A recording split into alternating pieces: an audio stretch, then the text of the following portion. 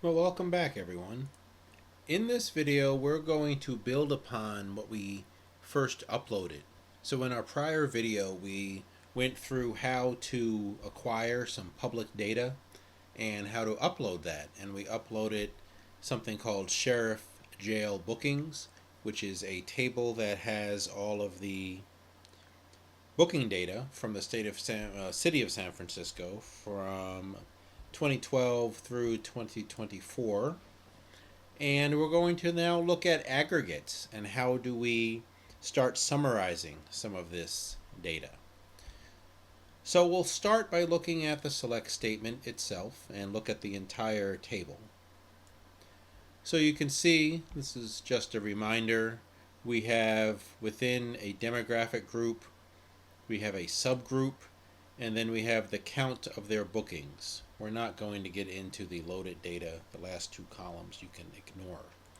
Starting in January of 2012, and you can see it goes through each age group, 2020, 25 to 29, 30 to 34, etc., all the way up through 60 plus, and then other.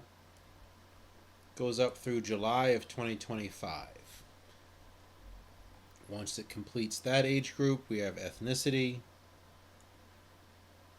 race, I believe is not, nope, male-female ratio, then race, then that's it. So 3,600 rows or so. And how do we analyze this? This is where aggregates come in. So let's say I wanted to look at the average bookings per year for all of the males. First thing I'm going to do is let's just filter down the demographic group and subgroup. And we see we have males, we have the count of bookings for each month. 162 rows. Now, so what I want in the result set is the year and then the average number of bookings. So each year and average, AVG, is the function. And we're going to get an error here. This is a very common error when we're dealing with aggregates. As you start becoming more familiar with SQL, you will know it has something to do with an aggregate when you see this invalid in the select list, because it is not contained in an aggregate function or a group by clause. And what SQL Server is saying is it doesn't know what you want to add up to then compute the average. You and I might look at it and see year, of course we want the average by year. But SQL Server doesn't know that unless you tell it to do so. The way you tell it is this group by clause. So I want the year and the average grouped by that year.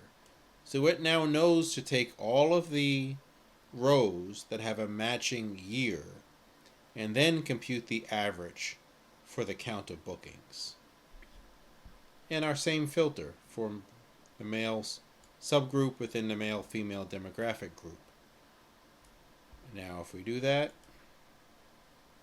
sure enough, we have each year and the count of the bookings.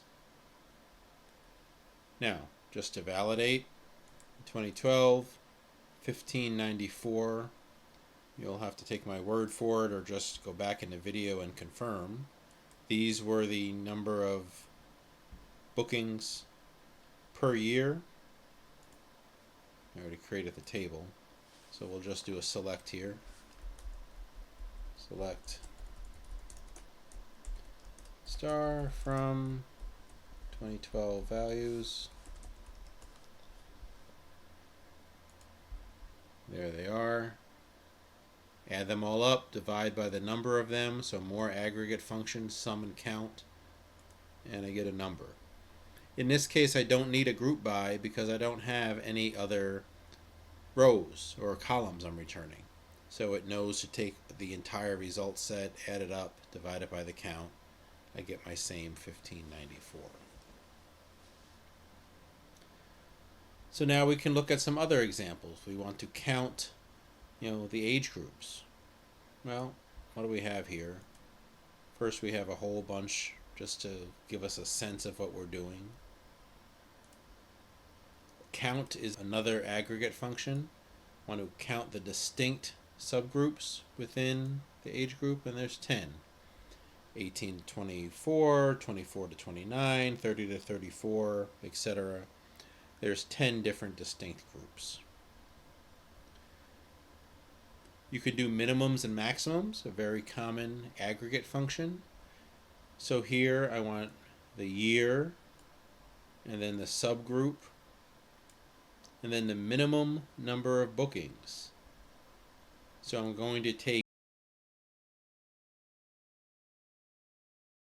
everything in the ethnicity, and then by year and subgroup, compute the minimum. So you'll see here the group by is now 2 parameters, the year and the subgroup.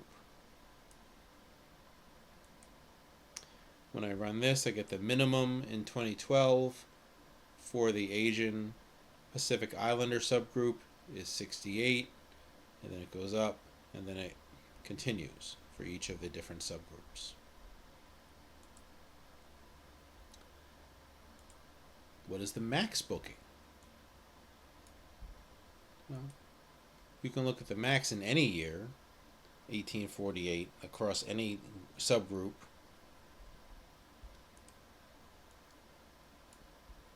Now, if you want to get all of it, you need to figure out, well, what are we talking about here? You can say, give me all the columns where the count of bookings equals the max. And if there was a tie, we'd get 2 rows here. So now let's say about if we want to get the max across the different age groups.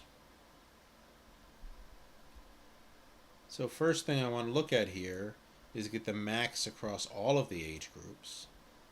And we can see in 2024, the max was 241 across all of the age groups. So I'm grouping by year, and I don't have any other filters here other than age group.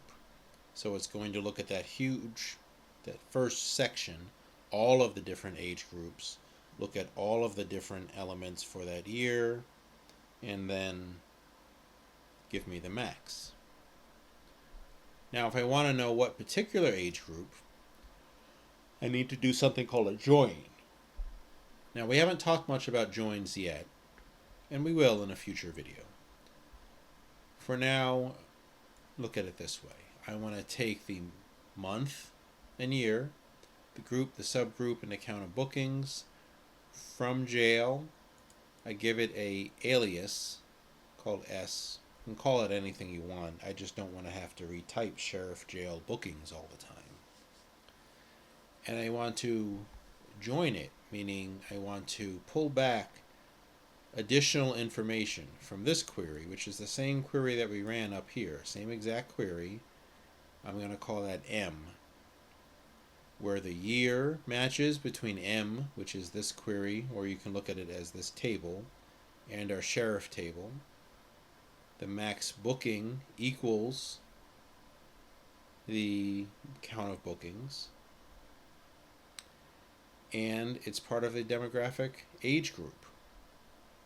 So when I do this, I'm pulling back some interesting information.